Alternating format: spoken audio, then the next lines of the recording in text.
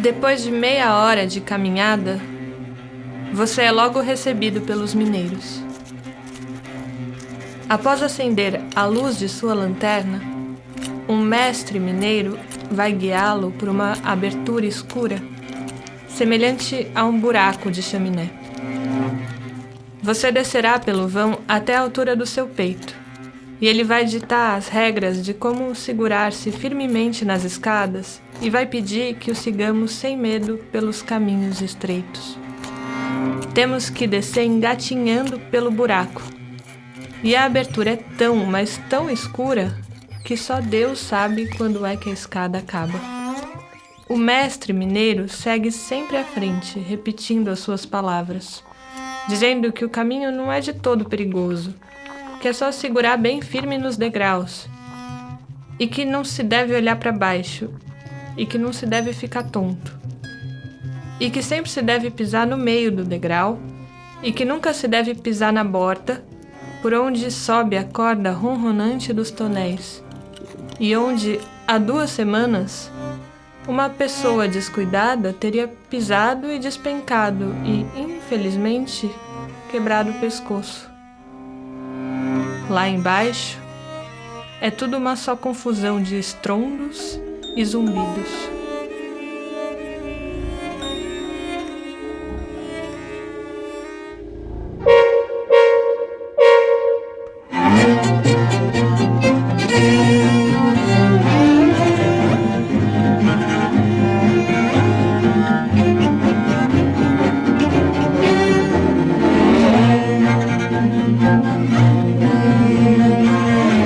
Você está ouvindo 20 Mil Léguas, o podcast de ciências e livros.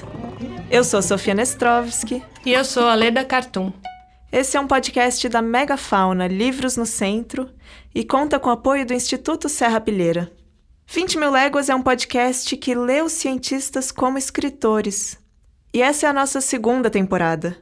É uma temporada em que, no lugar de avançar no tempo, a gente volta um pouquinho mais em relação à 1ª temporada, quando a gente falou do Charles Darwin em pleno século XIX. Agora a gente vai fazer um recuo para se aproximar, para ler, para a gente ser guiado por uma das maiores influências do Darwin.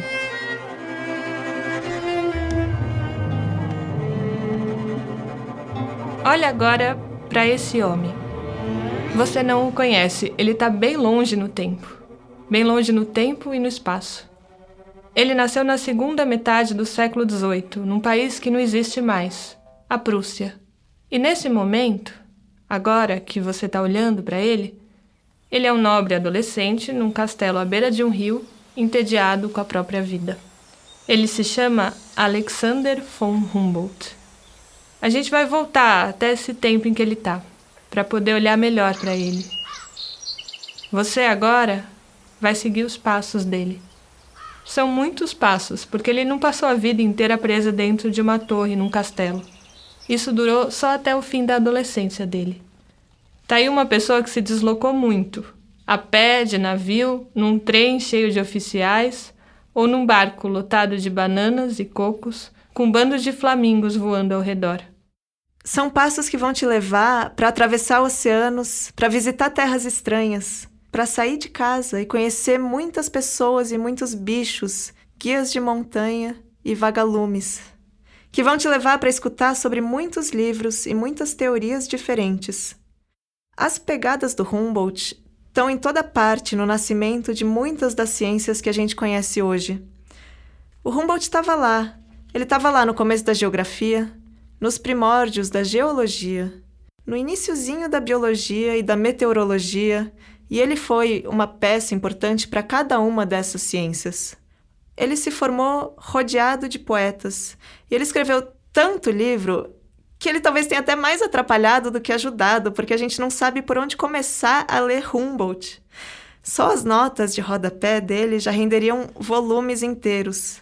Mas com tudo isso, a gente ainda assim não sabe atribuir a ele uma grande descoberta, uma lei, uma teoria que tenha sido central na história das ciências. O Humboldt passou os primeiros anos da vida dele profundamente entediado. melancólico, sentindo que tudo que existia de interessante ficava distante demais dele, fora do alcance. E foi só perto dos 30 anos, quando ele começou realmente a conhecer o mundo, foi aí que a vida se abriu. E o tédio se transformou num maravilhamento, num prazer de poder olhar com atenção para tudo que existe. Com o Humboldt, a gente vai aproveitar e também olhar para todas as coisas que existem ao nosso redor. E também para as coisas que existem bem longe da gente. O Humboldt, ele inspira um certo tipo de olhar. Um olhar para o todo e para as relações entre todas as coisas. E o desejo dele sempre foi, nessas idas e vindas pelos hemisférios, encontrar os paralelos secretos entre todos os fenômenos e as suas transformações e as suas influências mútuas. Talvez essa seja a primeira vez que você ouve falar o nome dele, o que não seria estranho. Mas se você pudesse se transportar para o ano de 1869, e se você estivesse na Cidade do México, ou em Buenos Aires, ou em Melbourne, na Austrália, ou em Moscou, ou em Alexandria, no Egito, ou em Berlim, ou ainda em Nova York, chegado o dia 14 de setembro, é muito provável que você saísse às ruas para comemorar os feitos do Humboldt. Essa data, 14 de setembro de 1869, marcava os 100 anos do nascimento dele. E teve celebrações em todas essas cidades. Em Berlim, a cidade natal dele, mais de 80 mil pessoas se aglomeraram. Em Nova York foram 25 mil. Soltavam fogos de artifício em homenagem ao Humboldt. Ele foi quase tão famoso no século XIX quanto ele é desconhecido hoje. Num romance do Goethe, uma das personagens diz que sonha em um dia poder ouvir o Humboldt falar. O Charles Darwin andava com os livros do Humboldt debaixo do braço e afirmou mais de uma vez que foi o Humboldt quem implantou nele o desejo de viajar. Ele dizia que o Humboldt era um segundo sol que iluminava todo o seu pensamento. Ele foi um dos maiores cientistas, um dos maiores escritores, uma das maiores celebridades do seu século, e ele conheceu metade do mundo. Ele veio para a Amazônia, ele foi para a Rússia, ele passou um tempo nos Estados Unidos, onde ele foi recepcionado pelo Thomas Jefferson. Ele escalou montanhas, escalou vulcões e ele nadou pelado em águas latino-americanas para depois observar como os seres bioluminescentes brilhavam na pele dele. E depois que ele voltou dessas viagens, muitos reis e príncipes e imperadores e chefes de estado passaram a procurar o Humboldt.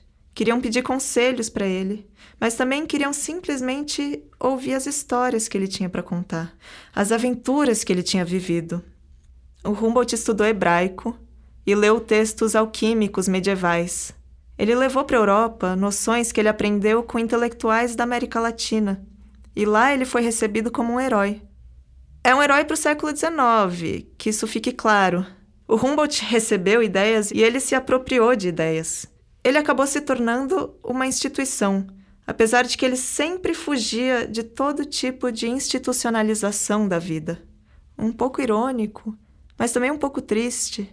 Depois de ficar tão famoso e de ser procurado por tanta gente que queria saber o que ele pensava, o Humboldt passou a assinar as cartas dele como o Velho da Montanha.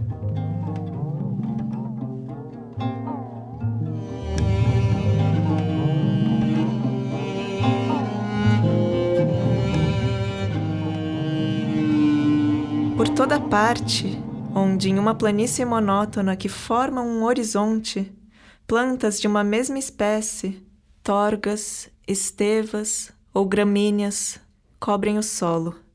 Por toda parte, onde as ondas do mar banham a margem e deixam ver seu rastro por estrias esverdeadas de uva e de algas flutuantes, o sentimento de natureza, grande e livre, captura a nossa alma e nos revela, como por uma misteriosa inspiração, que existem leis que regem as forças do universo.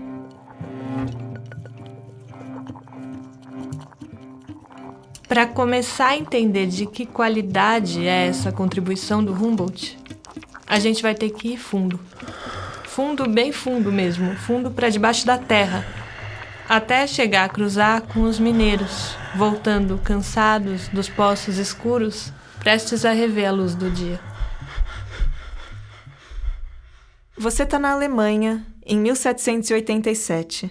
Mas, na verdade, não é nem isso ainda. Ainda não existe Alemanha. O país só seria unificado quase 100 anos mais tarde, em 1871. Você está em 1787, no antigo reino da Prússia, de volta ao castelo da família Humboldt, à beira de um rio. Nesse castelo foram criados 2 irmãos, por uma mãe viúva, e o mais novo deles, o Alexander, que tem agora 18 anos, ele está, nesse instante, sozinho, recolhido num canto. Ele está escrevendo uma carta para uma amiga, e com a caligrafia miúda e apertada, uma caligrafia que ele mesmo chamava de preguiçosa, mas que, se a gente for olhar hoje, ela parece mais apressada e ansiosa do que qualquer outra coisa.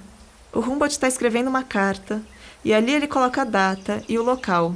Não o castelo de Tegel, que seria de fato o nome de onde ele está, e onde ele viveu desde a infância, mas sim, como ele prefere dizer, as Torres do Tédio.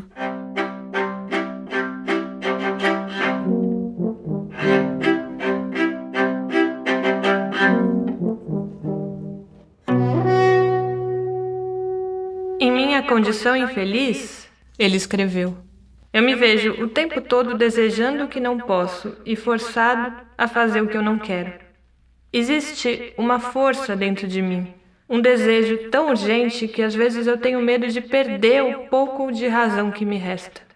Mas ele ainda não sabia para onde direcionar essa força, esse desejo.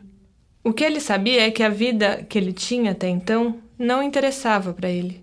Ele dizia que sentia crescer nele, cada vez mais, uma paixão viva pelo mar e pelas longas navegações, porque a imaginação se delicia com tudo aquilo que é vago e indefinido.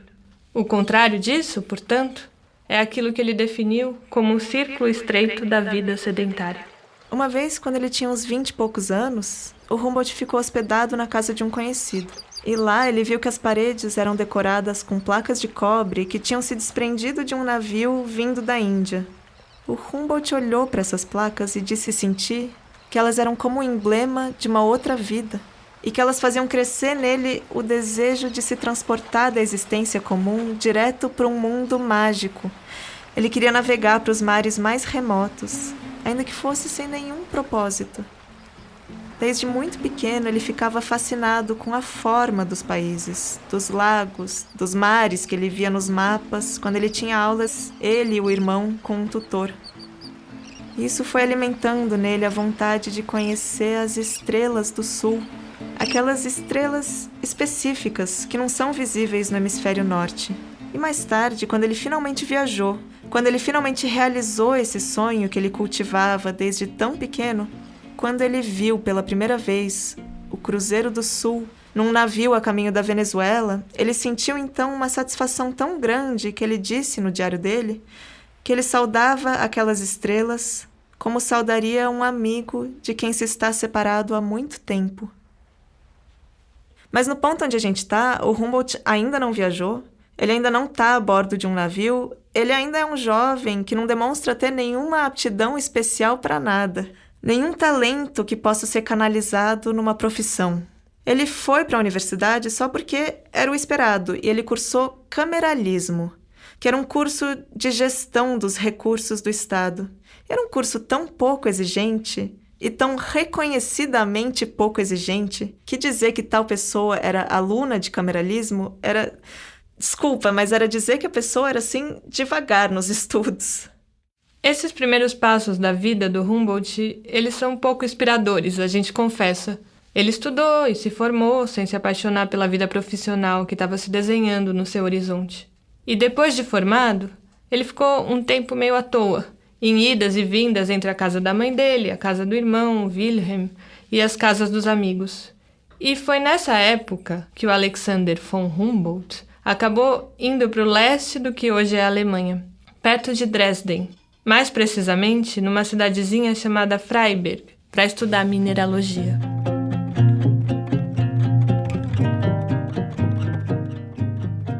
Estou indo para um lugar onde eu não conheço nenhuma alma.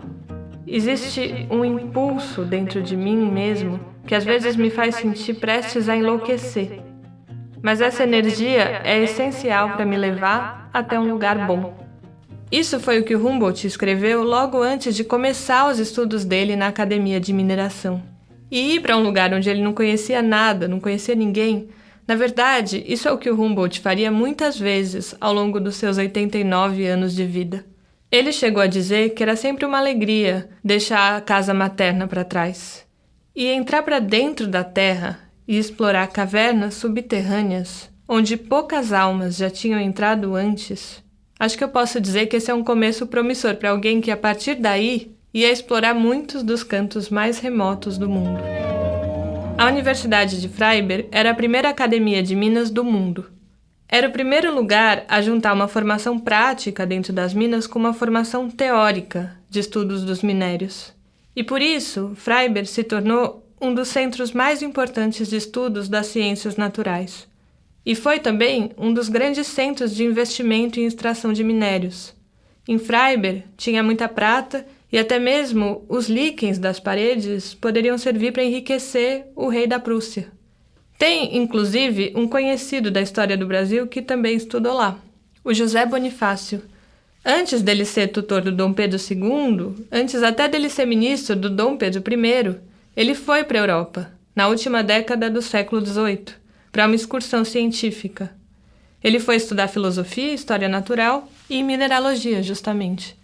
Ele era 6 anos mais velho do que o Humboldt. E tem gente que fala que os dois foram colegas em Freiberg, ou até mesmo amigos. O que a gente sabe é que eles se corresponderam depois do retorno do Bonifácio para o Brasil. E mais tarde, quando o Bonifácio estava tentando já acelerar a independência do Brasil, a gente sabe também que ele leu os relatos de viagem do Humboldt. E o Humboldt, aliás, apoiou a independência das colônias. Mas, enfim, dizer que o José Bonifácio lia o Humboldt não quer dizer muita coisa, na verdade, porque no século XIX estava quase todo mundo que sabia ler lendo Humboldt. O curso em Freiberg durava 3 anos e o Humboldt concluiu em 8 meses. Ele preenchia cada dia do começo ao fim. Ele levantava às 5 da manhã, saía imediatamente e em menos de 1 hora ele já estava descendo para as minas. Todos os dias ele passava de 4 a 5 horas embaixo da terra. Não era um trabalho fácil, nem confortável. Na verdade, era, e como ainda é, um trabalho bem perigoso. Ele chegou a perfurar a própria mão uma vez num acidente e ficou vários dias sem poder trabalhar. Mas a dor não era um problema para o Humboldt. Na verdade, a dor era um dos principais instrumentos dele. A dor dava para ele a medida de realidade das coisas. E ele sempre esteve interessado principalmente nisso, na realidade e nas medidas da realidade. O Humboldt se adaptou bem rápido ao trabalho nas minas. Em umas 3 semanas, pelo menos, a mão dele já não estava mais sangrando. Nos subterrâneos, naquele ambiente completamente inóspito à vida humana, e na verdade inóspito a quase qualquer forma de vida, um mineiro, disse um dos contemporâneos do Humboldt, tinha a chance de ver o que nenhum teórico poderia imaginar e nem mesmo acreditar.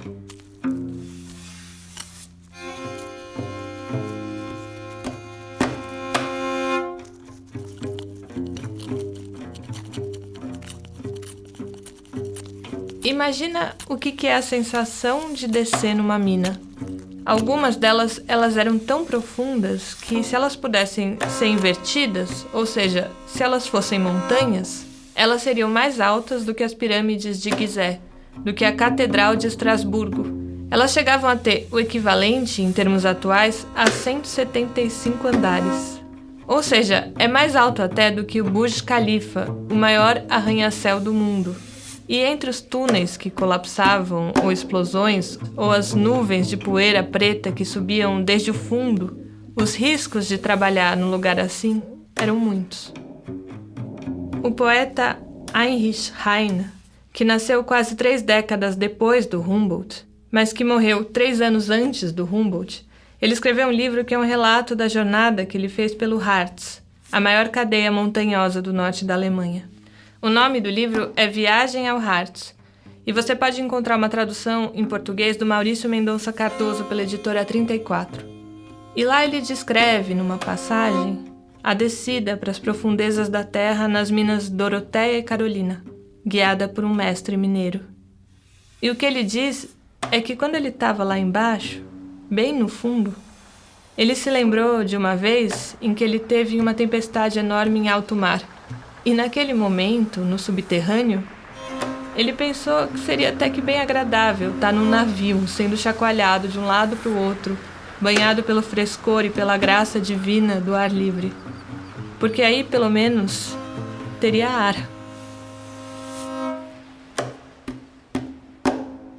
Depois de meia hora de caminhada a partir da cidade, chega-se a duas construções muito grandes e escuras, onde se é logo recebido pelos mineiros. Eles usam jaquetas compridas até abaixo da barriga e de cor escura, normalmente de um azul metalizado. Calças da mesma cor, um avental de couro, desses que amarram nas costas, e um pequeno chapéu verde de feltro, sem abas, parecendo um cone truncado. O visitante é logo convidado a vestir um traje igual a esse, com exceção apenas do avental de couro. Após acender a luz da sua lanterna, um mestre mineiro vai guiá-lo por uma abertura escura, semelhante a um buraco de chaminé. Você descerá pelo vão até a altura do seu peito, e ele vai ditar as regras de como segurar-se firmemente nas escadas e vai pedir que o sigamos, sem medo, pelos caminhos estreitos. Temos que descer engatinhando pelo buraco e a abertura é tão, mas tão escura que só Deus sabe quando a escada acaba. Contudo, logo percebemos que o que nos leva para o fundo daquela eternidade sombria não é uma única escada, e sim 15 ou 20 degraus presos a uma tábua comprida, sobre os quais podemos nos manter de pé e ao fim dos quais sempre surge um novo buraco, que por sua vez conduz a uma nova escada, e assim por diante. O mestre mineiro segue sempre à frente, repetindo as suas palavras, dizendo que o caminho não é de todo perigoso, que é só segurar bem firme nos degraus, e que não se deve olhar para baixo, e que não se deve ficar tonto, e que sempre se deve pisar no meio do degrau, e que nunca se deve pisar nas bordas, por onde sobe a corda ronronante dos tonéis, e onde, há 2 semanas, uma pessoa descuidada teria pisado e despencado e infelizmente quebrado o pescoço. Lá embaixo, é tudo uma só confusão de estrondos e zunidos. Na semana que vem, você vai seguir nessa exploração para o interior da Terra, cada vez mais fundo dentro das cavernas subterrâneas. E você vai também descobrir o que as cavernas têm a ver com as montanhas.